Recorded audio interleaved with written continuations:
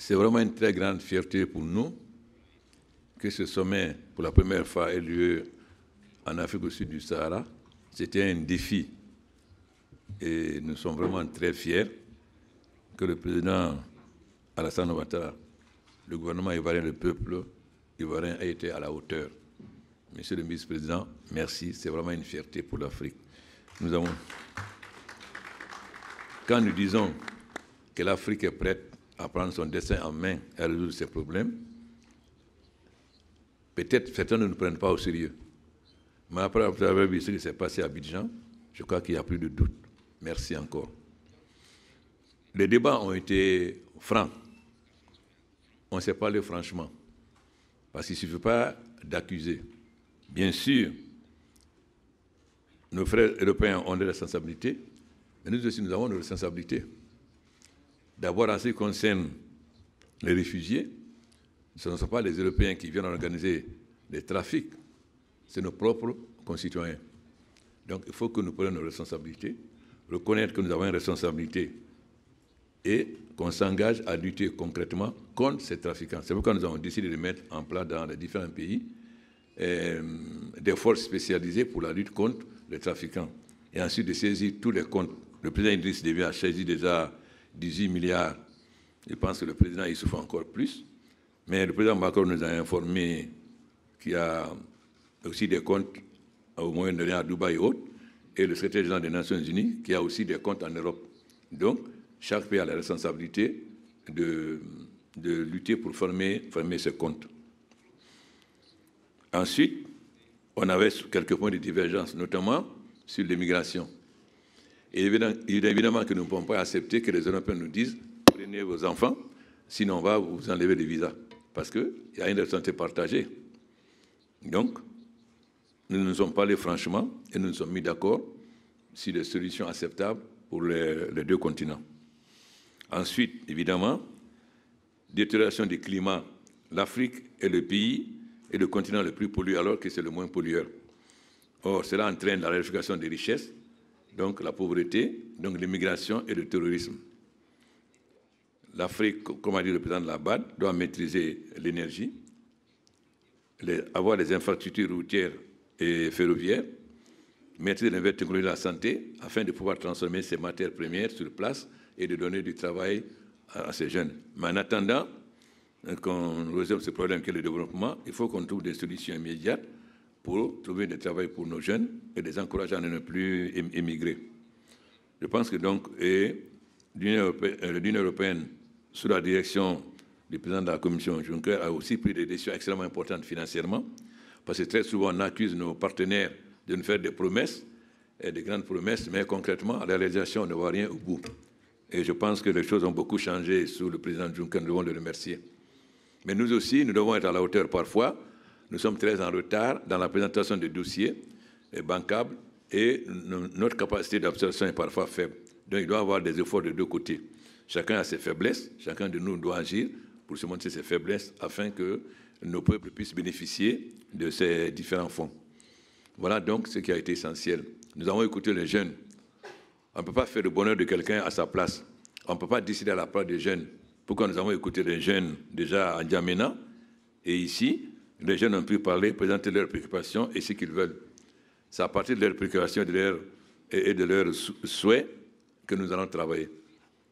Voilà donc ce qui est sorti de ce sommet. Nous félicitons donc, beaucoup de chefs d'État sont venus et ils ont tous été bien accueillis. Ça encore, c'est le mérite de la Côte d'Ivoire. Donc, je vais passer la parole maintenant au président Donald Tusk, qui est le président du Conseil européen. Merci. Merci, Monsieur le Président. We have just ended a successful fifth African Union-European Union Summit. Its theme was youth, and we heard input from African and European youth representatives, which brought a new energy to our discussions. As you know, the European Union is Africa's biggest partner and closest neighbor, its biggest investor, its biggest trading partner, its biggest provider of development aid and humanitarian assistance, as well as its biggest contributor in peace and security. And this summit demonstrated our determination to reinforce our partnership even more, strengthening our dialogue on migration enhances our efforts, and it complements what we agreed in Valletta in 2015. Migration has a significant impact on both of our continents. So we have a joint responsibility to acknowledge it as an important part of our relationship, which requires that we act together. This is especially true when it comes to the situation in Libya, with the most cynical abuse of human beings. Let me repeat my call to impose UN sanctions on human smugglers and traffickers. And let me also say that we will not be effective if we do not ensure that the people caught up in Libya and elsewhere can return safely to their homes. On the European side, I have again called on my colleagues to live up to their commitment to replenish the EU Trust Fund for Africa. And I am sure that we will make it. In fact, we already did. Let me conclude by thanking all our African Union partners, especially President Condé and Chairperson Faki, for the excellent cooperation in preparing and during the summit. And of course, President Ouattara and the Ivorian people for their warm hospitality here in Abidjan. And allow me to quote again one of my favorite sayings, an African proverb, which I find particularly fitting for this summit. If you want to go fast, go alone. If you want to go far, go together. Thank you.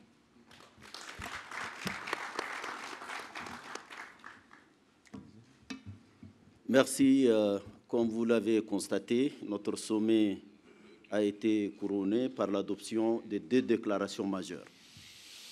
Une déclaration conjointe reprenant les thématiques que nous avions débattues depuis hier, qu'il s'agisse de l'investissement dans la jeunesse pour un développement durable, qu'il s'agisse de notre partenariat en matière de paix et sécurité, qu'il s'agisse de la mobilité et de la migration.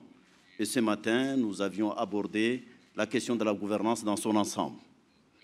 Nous avons également adopté une déclaration conjointe. Celle-là, elle va au-delà de l'Union africaine et de l'Union européenne parce que nous avions associé les Nations unies et d'autres partenaires sur la situation des migrants en Libye. Je voudrais rappeler que nous avons envoyé, nous, à la Commission de l'Union africaine, la commissaire aux affaires sociales qui s'est rendue à Tripoli et qui est revenue hier ici à Abidjan pour nous rendre compte de ce qu'elle a constaté. Elle a visité un camp juste à Tripoli où se trouvent 3800 migrants africains, majoritairement des pays de l'Afrique de l'Ouest, dont des femmes et des enfants qui sont dans une situation inhumaine. Tous veulent le plus rapidement possible sortir de ces guêpiers. Et pour cette raison, nous avons convenu de concert avec l'Union européenne et les Nations unies, notamment à travers l'OIM, de mettre en place une task force pour agir maintenant pour rapatrier au moins ces 3800. Ça, il ne s'agit que d'un seul camp. Le gouvernement libyen nous a dit qu'il y en a 42. Et certainement qu'il y en a un peu plus que ça, parce qu'on parle entre 400 et 700 000 migrants africains en Libye. Il faut d'abord, dans un premier temps, secourir d'urgence ceux qui sont dans cette situation et nous réfléchissons ensemble avec les autorités libyennes, avec les Nations unies, l'Union européenne, pour trouver des solutions plus pérennes à cette question de la migration. C'est un sujet qui a fait partie de nos discussions et de notre partenariat. Je voudrais dire que la question de la jeunesse, la question des femmes, en fait, c'est la question de l'ensemble des continents parce que c'est la majorité. Comment investir dans la jeunesse? nous, en tant que responsables politiques, nous avons le devoir de les soutenir, de les accompagner. Mais il faut que cette jeunesse également comprenne que rien n'est facile dans cette vie, que tout s'obtient par le travail. Et donc, si, j'ai à juste raison, aussi bien en Afrique qu'en Europe, nous avons mis l'accent sur la jeunesse parce que c'est elle, non seulement la majorité, mais c'est elle les forces vives qui peuvent changer la situation dans ce continent. C'est cette jeunesse-là qui est le moteur du changement, ce sont les forces vives. Alors qu'il s'agisse de la formation professionnelle, qu'il s'agisse du financement des entreprises ou tout ce qu'entreprennent cette jeunesse, je crois qu'il y a des mécanismes, il y a des outils que nous devrions mettre en place le plus rapidement possible. Je sais que nous ne pourrons convaincre que par l'action. Personne aujourd'hui, et moins encore les jeunes, ne se suffiront des promesses. Je crois qu'il y a des mécanismes bien déterminés qui peuvent être opérationnels le plus rapidement possible. Et donc, il faut que ce travail soit fait en concertation et de manière très professionnelle. Merci. Monsieur le Président. Oui, bonjour. Tout a été dit, mais pas encore par moi. Alors, je vais ajouter 2 ou 3 remarques. La première pour dire que le partenariat entre l'Union africaine et l'Union européenne est un partenariat d'égal à égal, puisque nous avons tous, Africains et Européens, la même dignité. Il fut d'usage pendant trop longtemps que les Européens ont fait la leçon aux Africains. Ce temps est révolu. Nous ne sommes pas venus pour donner des leçons à nos amis africains. D'ailleurs, nous ne sommes pas venus pour recevoir des leçons, mais nous sommes parlés d'égal à égal. J'ai pu rappeler que l'Europe est un partenaire fiable de l'Afrique, puisque l'Union européenne est le premier investisseur en Afrique. En 2015, nous avons investi 32 milliards d'euros en Afrique. L'Afrique connaît comme premier exportateur l'Europe. 41% du commerce extérieur de l'Afrique relève du commerce entre l'Afrique et l'Europe. Nous accordons beaucoup d'importance aux jeunes qui furent au centre de nos débats. Nous suivons avec attention tout ce qui est africain. Donc nous savons que l'Afrique est un jeune continent. 60% des Africains sont moins âgés que 25%. C'est une chance énorme puisque les Africains, et notamment les jeunes, sont d'une très grande qualité. Mais il faudra que nous investissions davantage en Afrique, raison pour laquelle nous allons utiliser le fonds d'investissement extérieur à hauteur de 44 milliards pour assister sur place nos amis africains. Au lieu de jeter les jeunes et les moins jeunes dans le malheur et donc dans l'eau, il faut investir sur place pour donner du travail aux jeunes pour qu'ils puissent trouver leur bonheur en Afrique.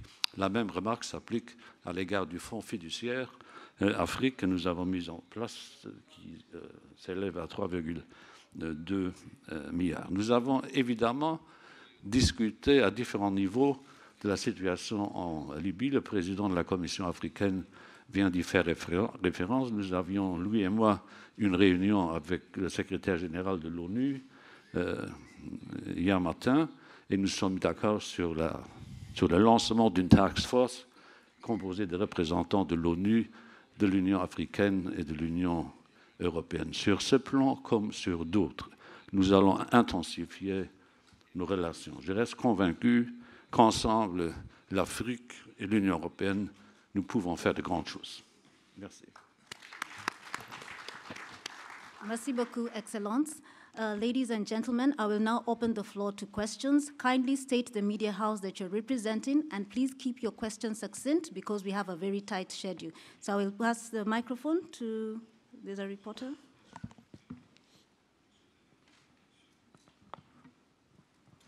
Thank you. I'm Lachlan Carmichael for AFP News Agency.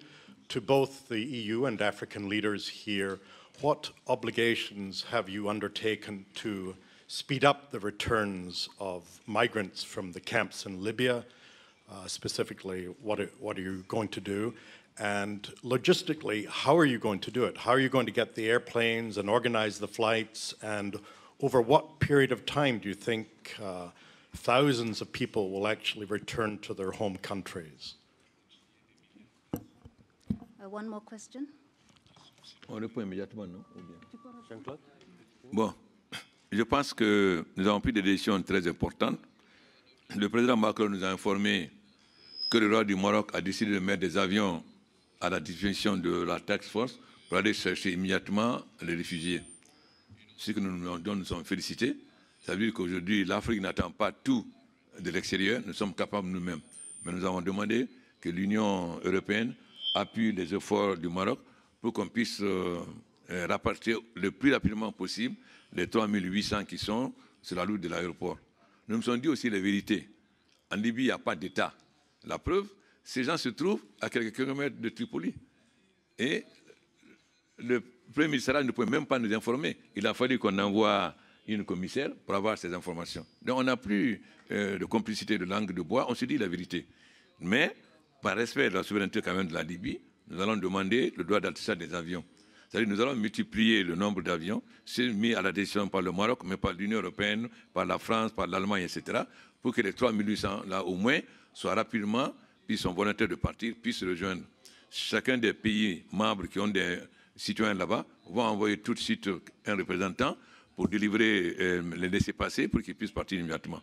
Donc, cela doit se faire immédiatement pour l'évacuation de ces 3800. Ensuite, maintenant, nous verrons progressivement dans les autres camps. Il ne s'agit pas d'attendre dès maintenant, cela va être fait puisque la logistique est prête. Peter Fabricius, the Daily Maverick, Johannesburg. Could I ask both the presidents of the EU and the AU Commission to elaborate on the suggestion that was made by President Macron of France yesterday that there could be some kind of military or police action taken against the slavers and the human traffickers? Thank you. It's difficult for me to give an answer to this question because the European Union and the European Commission don't have any kind of competence in the military field. So member states have to react to what President Macron was proposing yesterday. De toutes les façons, il y a des réseaux criminels, des trafiquants qui se trouvent aussi bien en territoire libyen que dans d'autres États africains et en Europe. C'est toute une filière. Et pour lutter contre un phénomène de cette nature, il faut nécessairement une coopération en matière de renseignement, en matière de police. C'est ça qui est à l'ordre du jour pour démanteler, parce que c'est un trafic organisé. Pour arrêter ces phénomènes, il faut naturellement remonter à ces filières, remonter à leurs sources de financement. Et je crois que cela nécessite la coopération de tous les États du monde. Il faut identifier ces gens, il faut tarir les ressources et il faut les traduire en justice. Je pense que ça, c'est une démarche absolument logique. Vous parlez depuis un moment de nouvelles relations entre l'Europe et l'Afrique, mais pour l'instant, c'est de la théorie, mais concrètement, qu'est-ce qui va changer? Est-ce que vous avez des exemples concrets à me donner? Est-ce que ça veut dire également que l'Europe reconnaît avoir un déséquilibre dans ses relations avec l'Afrique et comment elle va le corriger? Et ensuite, est-ce que c'est pas parce que quand on a un avantage dans une relation, pourquoi perdre cet avantage? Est-ce que c'est pas parce que justement l'Europe maintenant a peur et des migrants et du terrorisme qu'elle veut rééquilibrer la relation entre les deux continents? Je pense qu'on a un exemple concret. Le grand problème de l'Afrique, c'est l'énergie. Vous savez que 60% au moins, sinon 70% des Africains n'ont pas accès à l'énergie. Lorsque nous étions à Johannesburg avant le COP21, nous avons fait une pétition signée par tous les chefs d'État que nous avons adressée au président Hollande, président de France, organisateur du COP21. Nous avons soumis 4 préoccupations. Nous avons dit que si ces préoccupations ne sont pas prises en charge, aucun de nos États ne votera au COP21. Nous avons transmis ces résolutions à nos ministres des Affaires étrangères. Et les 4 points ont été adoptés, notamment l'énergie. les grandes puissances se sont engagées à financer pour 10 gigawatts en Afrique entre 2016 et 2020. Et l'Union européenne s'est engagée pour 5 gigawatts. Nous avons créé l'initiative africaine pour l'énergie renouvelable. C'est une initiative africaine. Nous l'avons créée à Kigali. Et nous avons mis en place un conseil d'administration que je préside. Nous avons déjà adopté à Conakry 14 projets et à New York 14 projets. C'est une initiative africaine. C'est nous qui décidons quels sont les projets que nous voulons faire, que ce soit énergie hydraulique, énergie solaire et éolienne. Voilà, ça c'est très très concret. Deuxièmement, il est évident que le développement de l'immigration qui entraîne la montée de l'extrême droite, vous voyez que depuis la fin de la Deuxième mondiale, c'est la première fois que l'extrême droite rentre au Parlement. Il est évident que cela aussi a contribué à la prise de conscience renforcée de l'Europe. Mais je crois qu'aujourd'hui, comme vous l'a dit le président Juncker, réellement, nous ne sommes plus dans la coopération aide assistante. Nous sommes dans la coopération d'une coopération gagnant-gagnant. Parce que comme nous avons mis l'accent sur l'importance des entreprises privées. Il ne s'agit pas de don, il s'agit d'investir en Afrique. Et je pense que chacun de nous a intérêt. Nous voulons que l'Afrique remplace la Chine comme usine du monde et que nous puissions fournir à l'Europe nos produits finis. Je pense que donc c'est très concret. C'est vrai que nous avons été habitués à beaucoup de promesses qui n'étaient pas tenues, mais il faut savoir aussi que cette page est tournée. Mais nous avons notre responsabilité aussi, nous, chefs d'État africains. Parce que, comme disait Mme Merkel, bien sûr, l'Europe est responsable du sous-développement, mais lorsque la femme d'un chef d'État africain va faire des courses aux Champs-Élysées, même s'il n'y a pas d'électricité, les enfants ont des portables. Donc, ils voient, et ça aussi, ça contribue à l'immigration. C'est-à-dire que nous aussi, chefs d'État, nous devons gérer nos maigres ressources au profit des couches les plus défavorisées, c'est-à-dire les jeunes et les femmes. Si on les gère pour une minorité, on contribue ici à l'immigration. Donc, il ne s'agit pas seulement de voir la santé des Européens, mais aussi la santé des chefs d'État africains. Je pense que c'est très clair entre nous aujourd'hui. Avec la permission du président en exercice, j'ajouterais que ne serait-ce que pour des raisons historiques. L'Afrique a été occupée par des pays européens colonisés.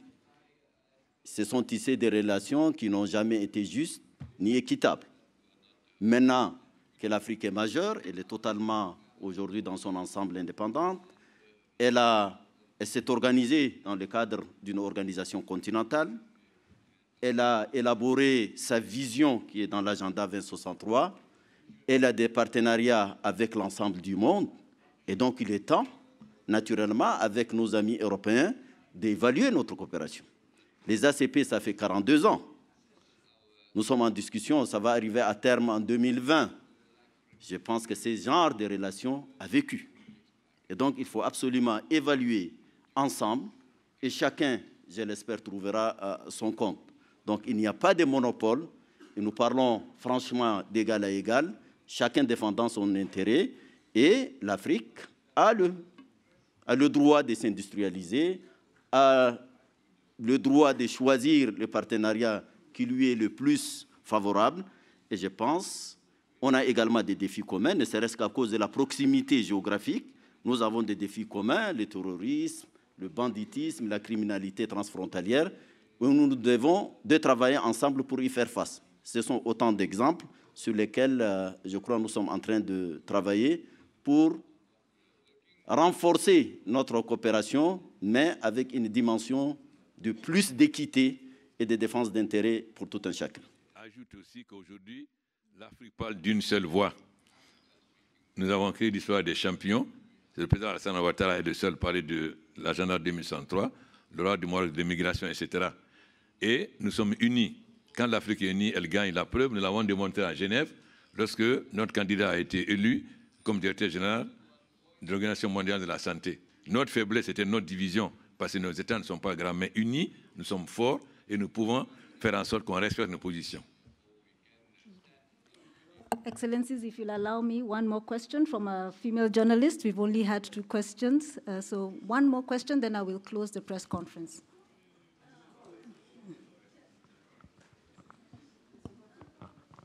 Is it on? Okay. Natasha Butler, Al Jazeera English. Yesterday, the UN Secretary General spoke here at this summit, and he said that when it comes to migration, one of the things that is needed is more legal means, legal pathways for Africans to go to Europe. Is that something that you discussed and something which you would envisage? As a community, yeah, maybe I will start. Clearly, we must continue working on legal ways of migration. But saying that today there are no legal ways at all is simply not correct. Last year, EU countries issued 3.4 million residence permits to third country nationals, only in 2016.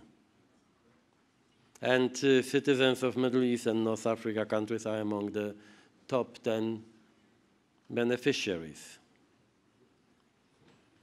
And as you may know, Europe takes in some 45% of the world's international students, including from Africa.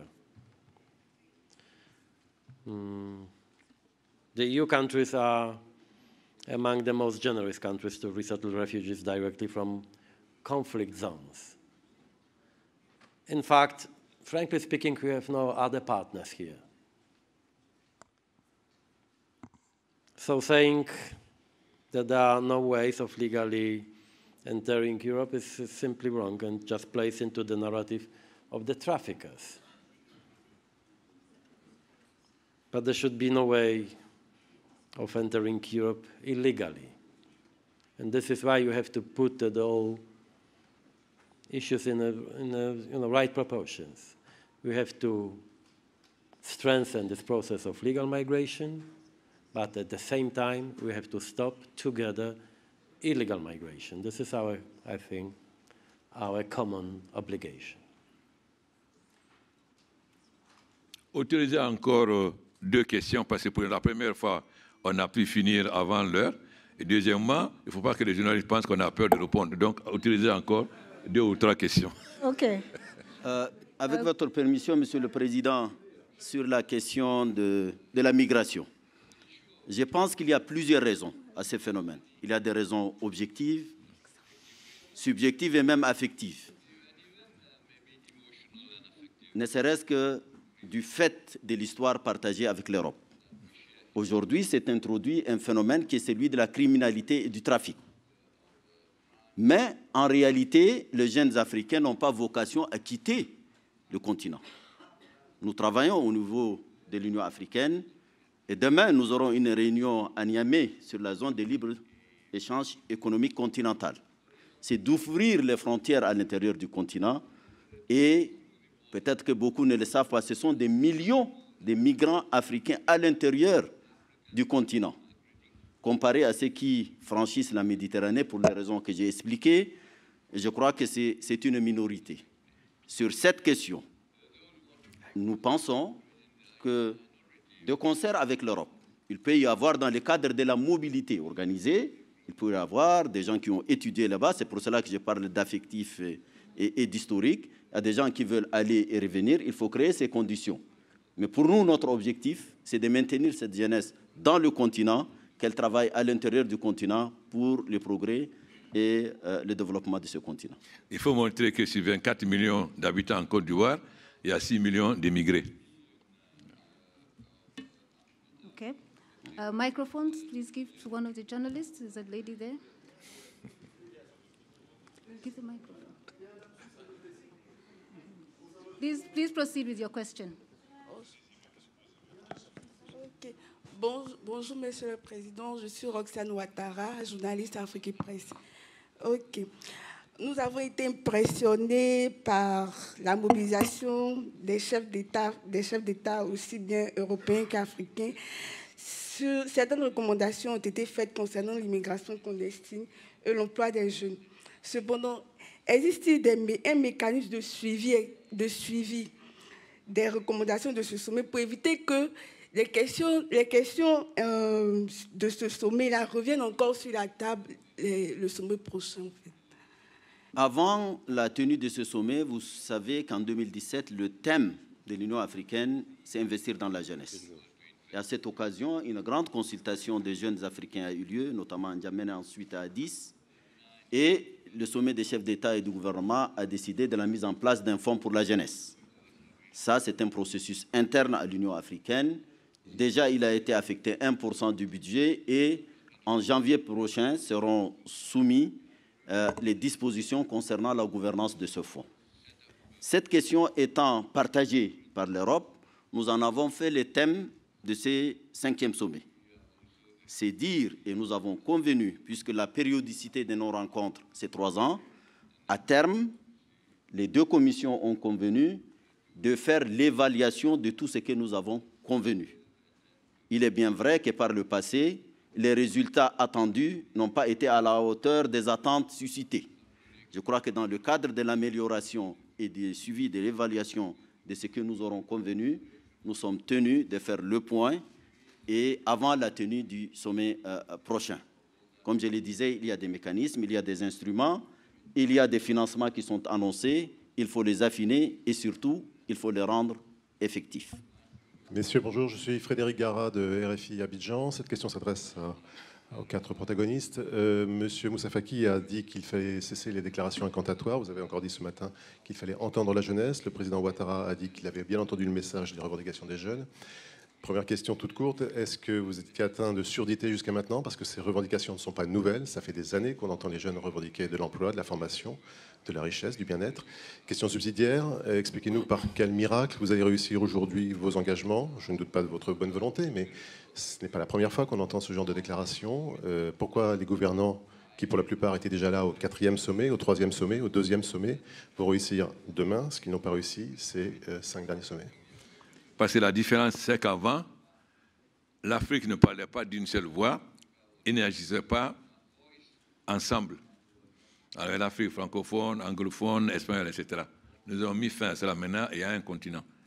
À partir du moment où nous sommes unis, ils sont obligés de tenir compte. Quand on est divisé, nos pays sont faibles. Donc, on peut ne pas respecter.